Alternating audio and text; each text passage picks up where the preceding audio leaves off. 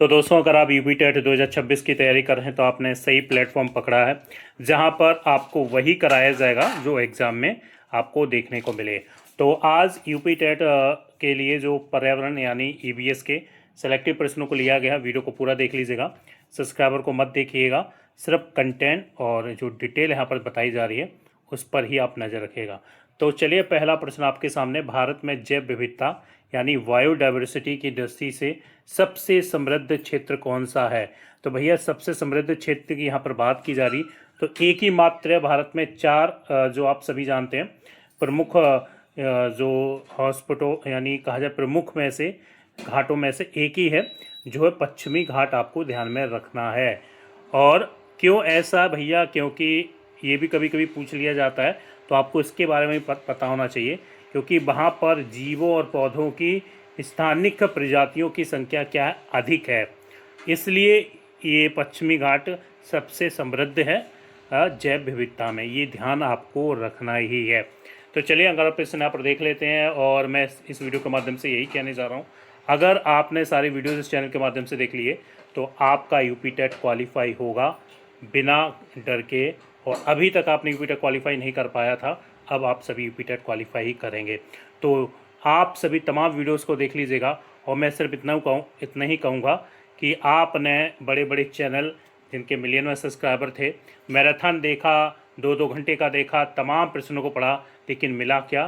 5 से 6 प्रश्न। लेकिन यहाँ पर जो आप पढ़ेंगे वही आपको मिलेगा डंके की चोट पर। तो चलिए, अगला प्रश्न आपके सामने यहाँ पर रखता हूँ। चलिए, अगला प्रश्न आपके सामने स्क्रीन पर, किस मिट्टी का निर्माण भैया लार्वा द्वारा किया जाता है? ध्यान रखिएगा, जो लार्वा द्वारा, ज्वालामुखी लार्वा द्वारा जिस मिट्टी का किया जाता है वो मिट्टी कहलाई जाती है काली मिट्टी। ये ध्यान में रखिएगा, काली मिट्टी कहलाई जाती है। यहाँ से दूसरा भी प्रश्न बनता है कि रेगुर मिट्टी किसे कहते हैं भैया? तो भैया, रेगुर मिट्टी भी काली मिट्टी को कहा जाता है।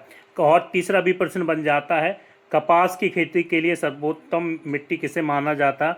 भैया, इसी मिट्टी को माना जाता है काली मिट्टी या रेगुड़ मिट्टी को। ध्यान रखिएगा। और ये पीडीएफ मैं अपने चैनल के माध्यम से यहाँ पर चैनल के टेलीग्राम ग्रुप में डाल दूंगा, आप पीडीएफ वहाँ से निःशुल्क ले लीजिएगा। वीडियो को स्किप मत कीजिएगा, पूरा देख लीजिएगा। जब आप परीक्षा दे के आएंगे तो कहेंगे कि हाँ, मैंने ऐसे चैनल से तैयारी की थी जहाँ पर सब्सक्राइबर तो नहीं थे लेकिन कंटेंट पर्सन यूपी टेट में थे। तो चलिए, यहाँ पर आपको अगला प्रश्न दिखा देते हैं। अगला प्रश्न आपके सामने ये रहा, यहाँ पर स्क्रीन पर देखिए। यहाँ पर अगला प्रश्न है, निम्नलिखित में से कीट भक्षी पौधा, यानी कीट भक्षी पौधा मीन्स क्या होता है? जो कीटों को खाने वाला होता है। और वो कौन सा होता है वो सभी ने जाना, पिक्चर प्लांट इसको बोल देते हैं, घटपड़ी, यानी इसको बोला जाता है इंसेक्टिवोरस प्लांट को। कीट भक्षी पौधा मैंने पिछले वीडियो में आपको बताया था। और कीट पक्षी पौधा जो ऐसे स्थानों पे आपको देखने को मिलेंगे कि जहाँ पर विशेष रूप से नाइट्रोजन की कमी होती है। पोषक तत्व की तो होती है, विशेष रूप से नाइट्रोजन की कमी होती है। और ये पौधे अपनी नाइट्रोजन की आवश्यकता को पूरा करने के लिए यहाँ पर छोटे छोटे कीड़ों का शिकार करते हैं, सीधे शब्दों में बोला जाए, इसलिए इनको कीटभक्षी पौधा कहा जाता है। ध्यान रख लीजिएगा पिक्चर प्लांट को। चलिए, अगला प्रश्न आपके सामने स्क्रीन पर ये रहा, पूछा जा रहा है प्रश्न संख्या चौथा। चलिए, यहाँ पर पूछा जा रहा है, आपके सामने स्क्रीन पर है। हाँ, तो यहाँ पर जो प्रश्न दिया गया है, पर्यावरण अध्ययन की कक्षा में बच्चों को अवसर मिलते हैं। भैया, बच्चों को अवसर क्यों मिलते हैं? ताकि वो प्रश्न पूछ सकें, खोजबीन कर सकें और प्रयोग कर सकें। तो राइट आंसर आपका ऑप्शन नंबर डी यहाँ पर हो जाएगा। चलिए, अगला प्रश्न आपके सामने है, पूछा जा रहा है, विश्व जल दिवस कब मनाया जाता है, यानी वर्ल्ड वाटर डे कब मनाया जाता है? हम सभी जानते हैं ये मनाया जाता है 22 मार्च को मनाया जाता है, ठीक है ना। और ये जल के प्रति यहाँ पर जागरूक करने के लिए इसको मनाया जाता है। चलिए, अगला है यहाँ पर, मीना माता रोग प्रदूषण जनित रोग है जिसका जो किसका परिणाम है? भैया, मीना माता रोग एक प्रदूषण जनित रोग है, और जो कि हम सभी जानते हैं, जब पानी में क्या हो जाता है, किसकी मात्रा बढ़ जाती है, यानी मरकरी की पारा की, ठीक है ना। तो ये रोग है। और आपने ये देखा ही होगा कि इसके बारे में आपने पढ़ा ही होगा, ये जब ये हुआ था सबसे पहले कहाँ पे हुआ था? जापान में। और जो वहाँ पर कुछ मछुआरे थे जिन्होंने दूषित मछलियों का जो सेवन यहाँ पर करने पर इनको ये रोग हो गया था। ये आपको ध्यान रखना, बस यूपी टेट में यही पूछा जाता है, मीना माता रोग को लेकर पारा मरकरी। चलिए अगला यहाँ पर प्रश्न देख लेते हैं। अगला प्रश्न आपके सामने, चलिए अगला प्रश्न स्क्रीन पर आपके सामने है। शांति घाटी साइलेंट वैली जहाँ दुर्लभ पेड़ पौधों और जीव जंतु पाए जाते हैं, किस राज्य में है? साइलेंट वैली की यहाँ पर बात की जा रही है, दुर्लभ पेड़ पौधे और जीव जंतु पाए जाते हैं, वो है आप सभी जानते हैं केरल। ध्यान रखिएगा, इसका राइट आंसर हो जाएगा केरल। और ये जो केरल के पलक्कड़ ज़िले में स्थित है ये साइलेंट वैली, आपको ये ध्यान में रखना है।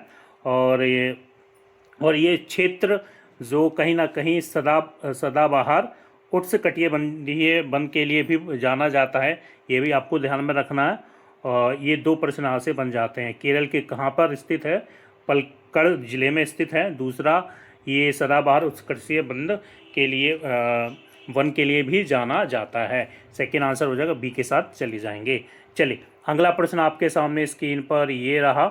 प्राथमिक स्तर पर पर्यावरण अध्ययन के शिक्षण में कहानियों और कविताओं का प्रयोग क्यों किया जाता है? भैया ये यहाँ पर पूछ लिया गया है, तो इसका राइट आंसर क्या होगा? देखिए, अगर सीधे शब्दों में देखा जाए, जो पर्यावरण अध्ययन के शिक्षण में कहानियाँ और कविताओं का प्रयोग इसलिए किया जाता है ताकि स्थानीय और वैश्विक पर्यावरण से जोड़ने के लिए, ये आपको भी ध्यान में रखना है, ठीक है ना। चलिए अगला प्रश्न यहाँ पर देख लेते हैं। चलिए यहाँ पर है पर्यावरण अपघटक डीकम्पोजर। तो भैया इसके उदाहरण कौन से? कवक, फंगी और जीवाणु हैं। और इसका राइट आंसर जी के साथ चले जाएंगे। इनको सफाई कर्मी के रूप में भी जाना जाता है क्योंकि ये प्रकृति के जो पोषण तत्वों के चक्र में क्या करते हैं, जो महत्वपूर्ण भूमिका भी निभाते हैं, इसलिए ये इनको सफाई कर्मी के रूप में भी जाना जाता है। चलिए अगला प्रश्न यहाँ पर देख लेते हैं। अगला प्रश्न आपके सामने स्क्रीन पर। अगला प्रश्न है, निम्नलिखित में से कौन सा जानवर अपने शिकार को पकड़ने के लिए अपनी ध्वनि का उपयोग करता है? भैया तो भैया सीधी सी बात है, व्हेल होता है और आपका चमगादड़ होता है जो अपनी ध्वनि का उपयोग करके शिकार करता है। ये आपको ध्यान रखना है। उपयुक्त ए एंड सी दोनों राइट आंसर हो जाएगा। चलिए अगला प्रश्न यहाँ पर देखते हैं। चलिए अगला प्रश्न आपके सामने, भोपाल गैस त्रासदी किस गैस के रिसाव के कारण हुई थी? तो भैया सीधी सी बात है, वो हुई थी, आप सभी जानते हैं, मिथाइल आइसोसाइनाइड की वजह से हुई थी, जिसमें लाखों हजारों लोग मारे गए थे। ये आपको ध्यान में रखना है, ठीक है ना। और ये जो कहाँ पर ये जो घटना घटित हुई थी भोपाल में, इससे भी प्रश्न पूछ लिया जाता है। और कब हुई थी ये भी आता है, ये भी ध्यान में रखना। 1984 में, 1984 दिसंबर में ये घटना आपको देखने को मिलेगी। और कौन सी गैस के हिसाब के कारण? Methyl isocyanide. चलिए अगला प्रश्न देख लेते हैं। अगला प्रश्न आपके सामने स्क्रीन पर ये दिया गया, पृथ्वी की सतह का वह भाग जिस पर जीवन संभव है क्या कहलाता है? भैया सीधी सी बात है, पृथ्वी का वह भाग जिस पर जीवन संभव है वो कहलाता है बायोस्फीयर कहलाता है, जैव मंडल कहलाता है। ध्यान रखिएगा, जैव मंडल, ठीक है ना। ऑप्शन सी यहाँ पर राइट आंसर हो जाएगा। चलिए अगला प्रश्न यहाँ पर देख लेते हैं। अगला प्रश्न क्या दिया गया है?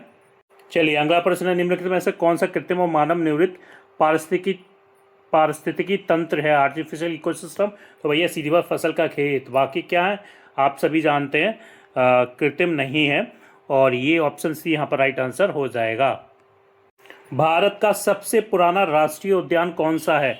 भैया भारत का सबसे पुराना राष्ट्रीय उद्यान, ध्यान रखिएगा, वो है जिम कॉर्बेट राष्ट्रीय उद्यान, जो भारत का सबसे पुराना है। और ये कहाँ पर है? उत्तराखंड में है। इसकी स्थापना कब हुई थी ये भी ध्यान में रखना, 1936 में हुई थी। और ये भारत का पहला राष्ट्रीय उद्यान भी है, ये भी आपको ध्यान में रखना है। और पुराना सबसे राष्ट्रीय उद्यान भी है। और इसका पुराना नाम अगर पूछा जाए, देखिए कभी कभी पुराना नाम भी पूछ लिया जाता, तो हेली नेशनल पार्क इसका पुराना नाम था। किसका? जिम कॉर्बेट राष्ट्रीय उद्यान का, ये पुराना राष्ट्रीय उद्यान। तो अगला प्रश्न है, प्राथमिक स्तर पर ईबीएस पाठ्यचर्या को निम्न में से किस थीम के आसपास संरक्षित किया गया है? थीम पूछी गई है ईबीएस प्राथमिक स्तर पर ईबीएस पाठ्यचर्या, ठीक है ना। तो ये भोजन, आश्रय और जल, यानी ये सभी परिवार और मित्र के अतिरिक्त, यानी ये सभी क्या हैं जो थीम के यानी आसपास संरक्षित किया गया है, ये भी ध्यान में रखना। और प्राथमिक स्तर पर ईबीएस जो आपको ध्यान में रखना है, प्राथमिक स्तर पर ईबीएस पाठ्यक्रम की मुख्य कितनी 6 थीम है। पहला है परिवार और मित्र, दूसरा भोजन, तीसरा जल, चौथा आश्रय, पांचवा यात्रा और छठा है चीज़ें जो हम बनाते हैं और करते हैं। ठीक है ना। और ये मैंने आपको यहाँ पर बता दिया है। अब जो इसका राइट आंसर हो जाएगा ये सभी। ठीक है ना। चलिए अगला प्रश्न यहाँ पर देख लेते हैं। अगला प्रश्न आपके सामने यहाँ पर है। आप सभी जानते हैं वातावरण कार्बन डाइऑक्साइड की कितनी मात्रा है, वो हम सभी जानते हैं। कमेंट बॉक्स में ज़रूर बताइएगा, जो आप सभी ने पढ़ा ही होगा। और यानी 0.033% कार्बन डाइऑक्साइड की यहाँ पर आपकी मात्रा है। ठीक है ना। नाइट्रोजन 78, ऑक्सीजन लगभग 21%। चलिए अगला प्रश्न यहाँ पर देख लेते हैं। अगला प्रश्न आपके सामने है, ये यहाँ पर पूछा जा रहा है। यहाँ पर जो प्रश्न आपका रखा गया हाँ, यहाँ पर पूछा जा रहा है, तरुण भारत संघ नामक संगठन किस क्षेत्र के लिए काम करता है। देखिए, तरुण भारत संघ नामक संगठन है जो काम करता है जल संरक्षण के लिए, जल के संरक्षण के लिए काम करता है। और ये राजस्थान में एक कार्यरत गैर यानी सरकारी संगठन है, यानी सीधे शब्दों में बोला जाए एक ये NGO है। और इसके प्रमुख कौन है, राजन सिंह है। ठीक है, जिन्हें जल पुरुष ये ध्यान रखेगा। और जो NGO है तरुण भारत संघ संगठन, इसके प्रमुख कौन है, जो आप सभी जानेंगे, राजन सिंह। और इन्हें जल पुरुष से भी नाम से भी इन्हें जाना जाता है। और कहाँ पर है ये, राजस्थान में एक NGO संगठन। ठीक है ना। चलिए अगला प्रश्न देख लेते हैं। ओजोन परत, ओजोन परत की यहाँ पर बात की जा रही है। भैया हम सभी जानते हैं जो आपकी कहाँ पाई जाती है, समताप मंडल में। ठीक है ना। समताप मंडल में ही ओजोन परत पाई जाती है। ये पृथ्वी की सतह से लगभग 15 से 30 किलोमीटर ऊंचाई पर है ओजोन परत। और ये क्या करती है, पैराबैंगनी किरणों से पृथ्वी की रक्षा करती है। कौन, समताप मंडल। ठीक है ना। ये चलिए अगला यहाँ पर देख लेते हैं। अगला प्रश्न आपके सामने क्या है, किसी पारिस्थितिक तंत्र में ऊर्जा का मुख्य स्रोत क्या होता है। भैया सीधी सी बात है, किसी भी पारिस्थितिक तंत्र में ऊर्जा का मुख्य स्रोत सबसे बड़ा क्या, सूर्य, सूर्य का प्रकाश है। ध्यान रखिएगा, सूर्य का प्रकाश होता है। चलिए आज के वीडियो का आखिरी प्रश्न यहाँ पर देखेंगे, जो आपके सामने यहाँ पर दिया गया। भारत में किस वर्ष पर पर्यावरण संरक्षण अधिनियम, एनवायरमेंटल प्रोटेक्शन एक्ट लागू किया गया था। भैया जो पर्यावरण संरक्षण अधिनियम है 1986 में ये लागू किया गया था, ये आपको ध्यान में रखना है। और ये जो कानून है भोपाल गैस त्रासदी के बाद पारित किया गया था, ये भी आपको ध्यान रखना। भोपाल गैस त्रासदी के बाद कौन सा ऐसा अधिनियम है जो पारित किया गया था, तो वो था आपका पर्यावरण संरक्षण अधिनियम 1986। ठीक है ना। यहाँ पर कुछ सिलेक्टिव प्रश्न लिए गए थे, कैसे लगा जरूर बताइए कमेंट बॉक्स में। और अगर पहली बार आए तो चैनल को जरूर सब्सक्राइब कर लीजिएगा।